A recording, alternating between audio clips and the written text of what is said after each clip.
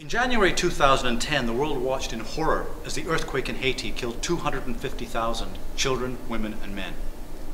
Why did so many people die? A lot of people think that this is what happens when natural disasters occur. Lots of people die. But the earthquakes in Chile and in China in 2010 were far more powerful than the Haitian earthquake, and far, far fewer people died.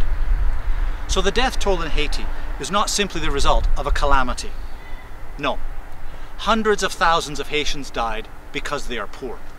But Haiti has not always been poor. In the 18th century, it was the richest part of the French Empire.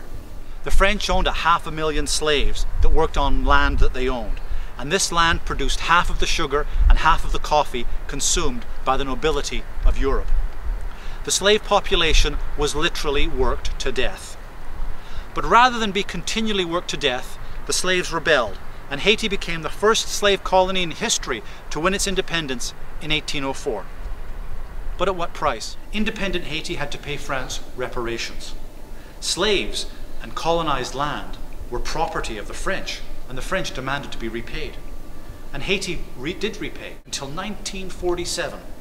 Haiti's freedom from colonialism was replaced by debt bondage. Haiti was desperate for money, so the country cut down its tropical hardwood forests.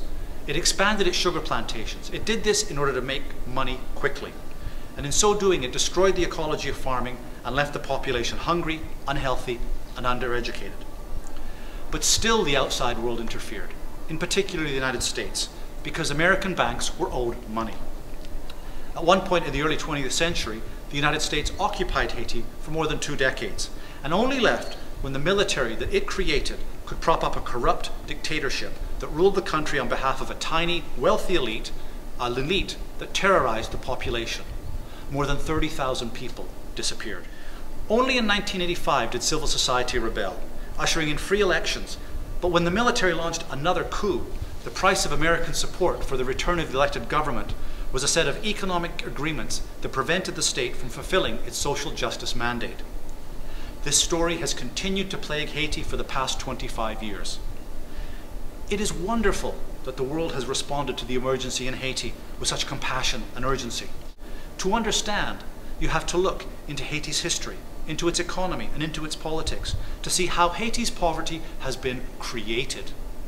This is what International Development Studies at Trent is all about. IDS is more geared towards my passion. My passion is human rights and helping people, and IDS was a great segue into that. It taught me a lot of things that I was not aware about, and it also taught me different things that I could do to help different injustices that I see around in the world. It's a great study abroad program that there is in the 3rd year, so you can choose to go to Ghana or Ecuador, and while you're obviously not going there to save the countries, but you do get a more hands-on way to learn about it and to see what actually can be done. And you know, that's a way to help other people by educating yourself. Because in International Development Studies, we are passionately committed to global social justice. Today, the 225 richest people in the world have more wealth than the poorest half of humanity.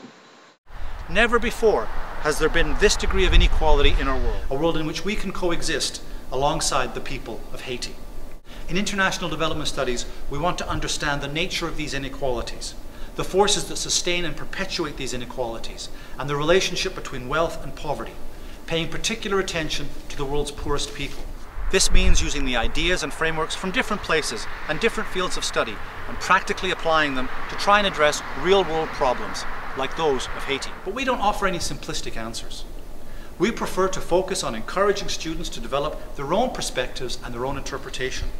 After all, if you want to make a difference, you need to come up with your own answers. If you're interested in the relationship between wealth and poverty in the world and whether it must endure, if you're interested in understanding the terms and conditions by which the people of Haiti might have a future in this world, then International Development Studies is for you. International Development Studies, Trent, you. Think about it.